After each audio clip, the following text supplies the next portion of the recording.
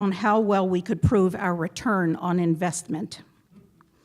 In 1992, one of the first research studies to quantify the value of hospital libraries was published. It showed a direct, positive cause and effect relationship between the information provided by hospital librarians to physicians and the decisions they made concerning their patients.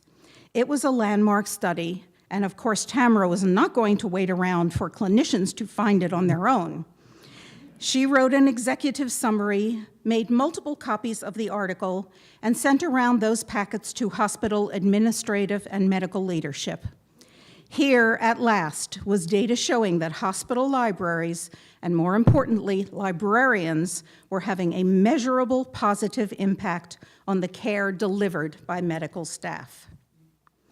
As a medical library, we of course subscribe to journals such as the New England Journal of Medicine and JAMA, along with hundreds of others. But Tamara had a larger, more expansive vision of what our library should be. And so we also subscribe to Mother Jones, Ms. Magazine, and the Utne Reader. In fact, she saw to it that our department name was Hospital Library, not Medical or Health Sciences Library, as so many others were called. She wanted us to be the place that anyone working at Children's with a need for information could and would come.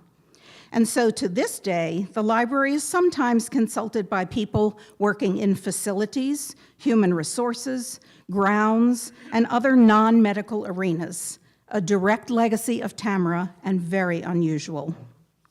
Tamara was also adamant that our most important reason for being was service to our customers. There were medical libraries in Seattle into which you could walk and find no one.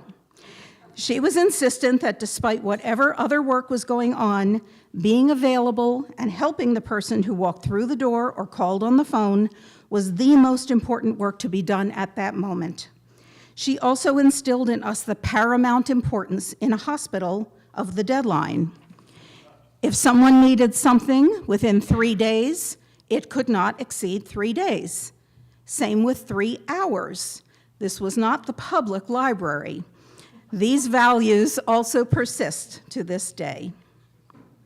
In early 1994, we began to hear a new word floating around the hospital: re-engineering. Yeah, exactly. We soon came to understand what it would actually mean: slashing of budgets and mass layoffs of middle managers such as Tamara. As the year progressed and the plans for the library became clearer, Tamara went into overdrive. She knew that her own job could not be saved, but the health and very future of the library was at stake. She spent the next months doing extensive research, conducted time and motion studies, gathered reams of data, and compiled it all to present a research-based case for the value a hospital library provides. Hospital administration was also gathering data. They distributed a survey to physicians, asking them how they obtained their medical information, thinking, no doubt, that responses would favor a do-it-yourself approach. Instead, responses were overwhelmingly in favor of keeping the library and librarians as is. At that time, Children's was just in the process of installing aquaria in all their public spaces. So one person summed up their feelings this way: sell a fish tank, save a librarian. Tamara even went so far as to call in her own personal outside consultant, someone well-versed in the science of surveys, to analyze this one and its responses. Dr. Raya Fidel, professor. You knew that was coming, right?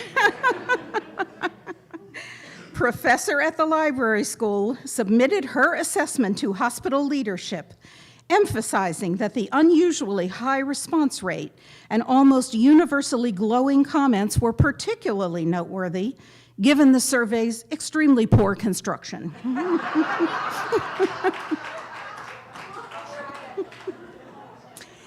It was clear that medical staff held the library, which Tamara had worked so hard to build, in very high esteem.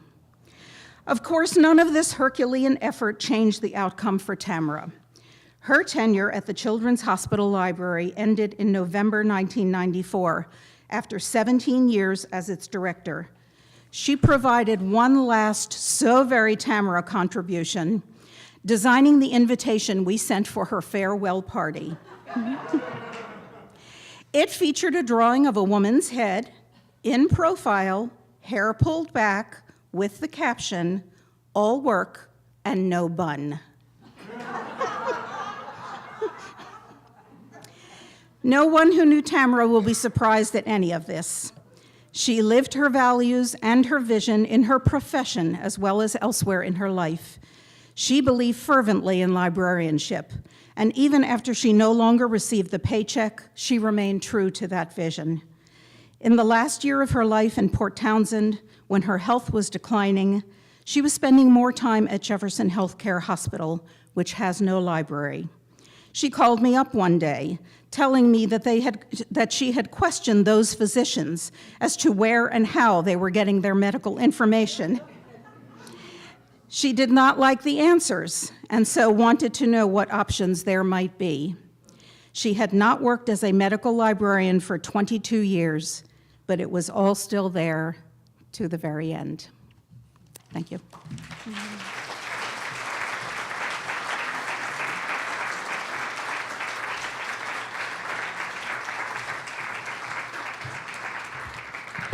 Thank you, Susan.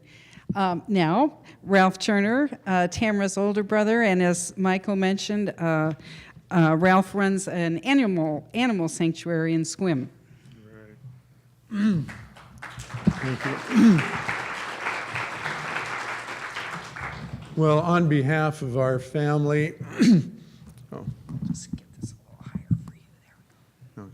on behalf of our family, we're so grateful, excuse me, that this wonderful organization has taken the time to honor Tam's life. Looking back on her life and a lot of things that were said here, Tam's life was trying to eradicate oppression for workers, workers' rights, minorities, and the poor, and trying to elevate them to a higher level economically and politically, and in a sense making a more fair and just society for all that could be experienced by the many and not the few. There's been a lot of, I guess, jokes about clucky and hens, so I'm going to use another one. I guess the best way to describe my relationship with Tam is a hen laid 2 eggs. One was a male and one was a female. And when those hatchlings broke out, one hatchling immediately left, which was pretty abnormal for a hatchling to leave the nest, and struck out on its own with all the vulnerability and risk, and pretty much had to communicate with those a lot older in power. The other hatchling stayed around the nest, which most siblings would do. And if that hatchling had siblings, they would crowd around for comfort, safety, and security, and the best way to survive. Now, given those characteristics, which one do you think was Tamara, and which one do you think was Ralph? Yeah. Tam evolved with a streak of confidence and maturity way beyond her chronological age. You know, it was really amazing. What I remember in our really early childhood, and the closest I was with Tam was during grade school, part of junior high, I would say up to 13 or 14 years old, and then we kind of separated our ways, and I'll mention that, why. But during that time, as Forrest Gump said, Tamara and I were like two peas in a pod. We did everything together. There was not a lot of supervision of the way we grew up. I mean, it just wasn't there. As my brother said, my mother was trying to raise three of us. We were on welfare for a while. And so we pretty much just ran wild. Our parents divorced at an early age. I don't know, it didn't seem to affect Tam's independence. And an example was, at a real early age in grade school, Tam got a newspaper and found out that the Clyde Beatty Circus was coming to town, and it was in South Seattle. So Tam, I always followed her. She got the bus tokens and got us out there, and I remember she crawled under one of the tents, and I followed her, and she went up to someone in charge and says, "We want a job with the circus." And the guy said, "How in the hell did you kids get in here?" And Tam stood her ground, and if you know Tam, honest to God, she started arguing with the guy that we can do the job, we're here to do the job. And he said, "I want to know how you got in here." And Tam said, "That's not important, we're here to do the job." So we got escorted out. We lived pretty close to University Bridge, Lake Union, and I remember another incident. We were really young.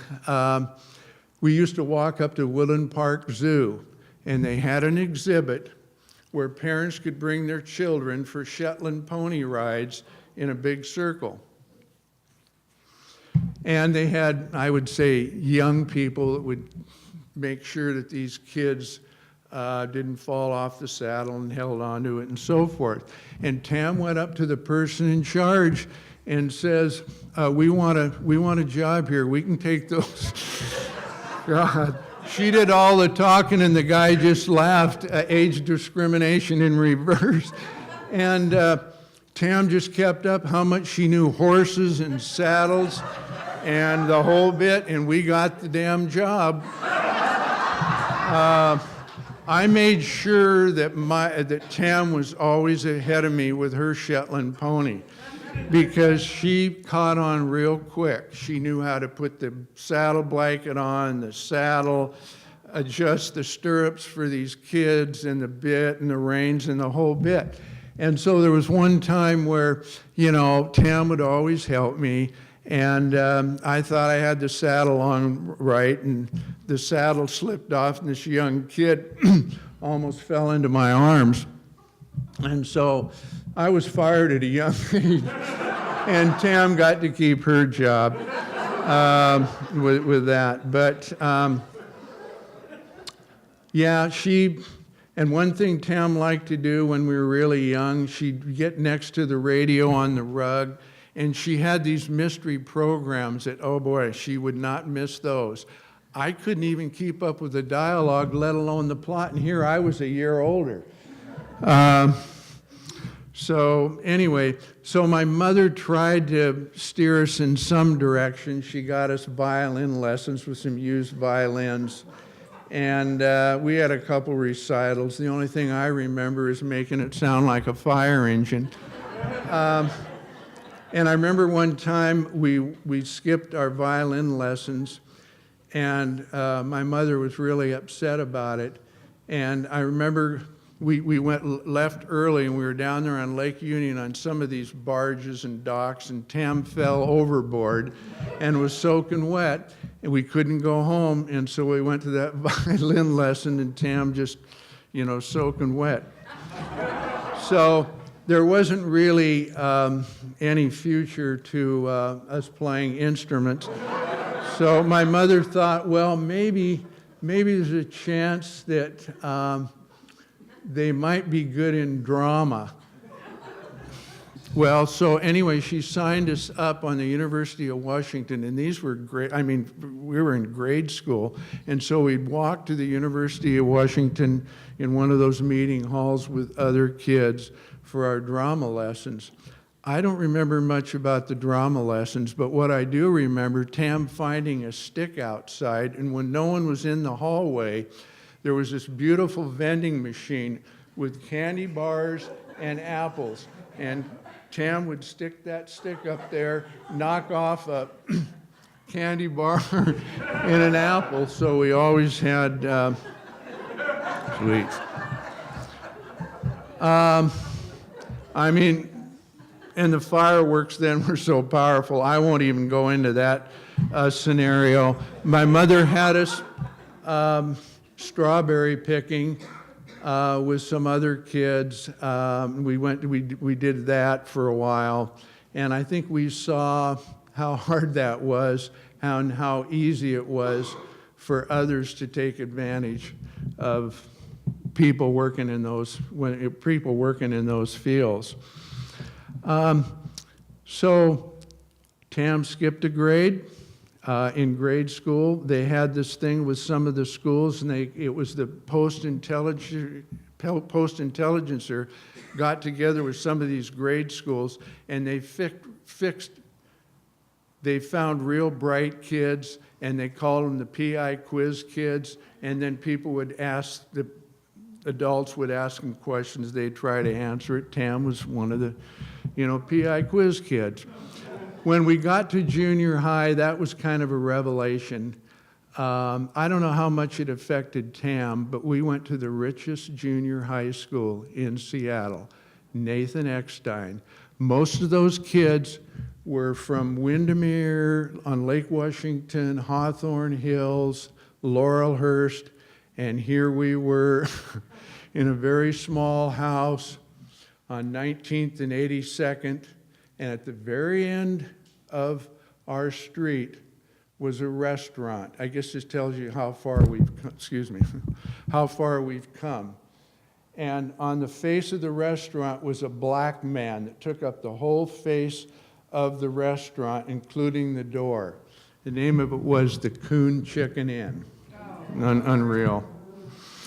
I don't know how much the disparity in income affected Tam. Even in junior high, she was not into a lot of the things that most 7th, 8th graders and 9th graders would be. Your appearance, boyfriend, girlfriend, clothes. That was not Tam. At that early age, she was involved in reading economic models of different societies, capitalism, socialism, communism. We had an FBI agent come to our house. This is no kidding. When Tam was in junior high, and they wanted to know who was checking out all those books from the library on communism. Unreal. When we got to Roosevelt, again, the big disparity. I don't know how much it affected Tam. I really don't. We kind of parted ways in a way. Tam was really involved, as no question, human rights, civil rights, gay rights, and I was involved in animal rights. So even though we didn't see each other a lot, we always had that connection. As my brother said, man, we always took the underdog. We always took the ones who were disadvantaged. Excuse me. No, it's all right. We were always there to support the undefended, the underprotected, and those that did not have a voice. So I'm very proud of my sister, what she stood for, and I'm not just saying this because she's my sister. Someone like Tam that could not really be intimidated, was fearless, what she stood for. You do not replace a Tamara Turner overnight. You just don't. They come along now and then, but not very often. And I'm very proud to call her my sister. Thanks.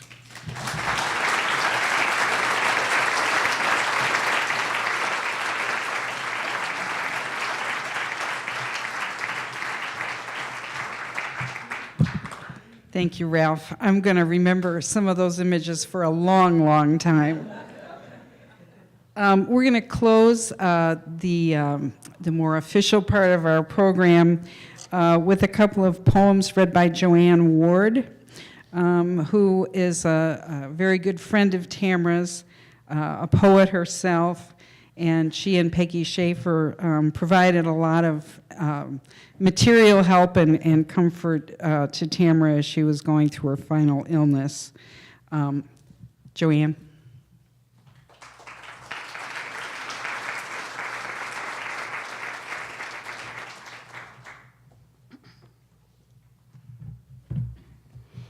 Thank you.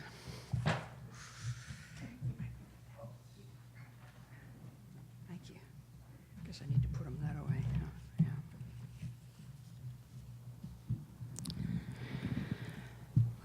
Yeah. I don't remember the story behind how Tamara and the poet Elizabeth Bishop first met, but they became friends, perhaps when Bishop came to the University of Washington for readings and to teach writing classes in the early 70s. Is that better? How's that?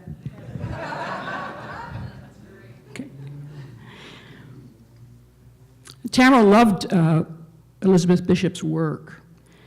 And last fall, we were talking on the phone about her celebrated poem, One Art. And Tamara was absolutely poetic about it herself. So I thought it would be a good poem to read here. It is respected as one of the truly great poems in literature today. Bishop wrote it as a villanelle, which originally was a French form that has a somewhat complicated rhyming and repetition of lines scheme. She, however, was very inventive in how she managed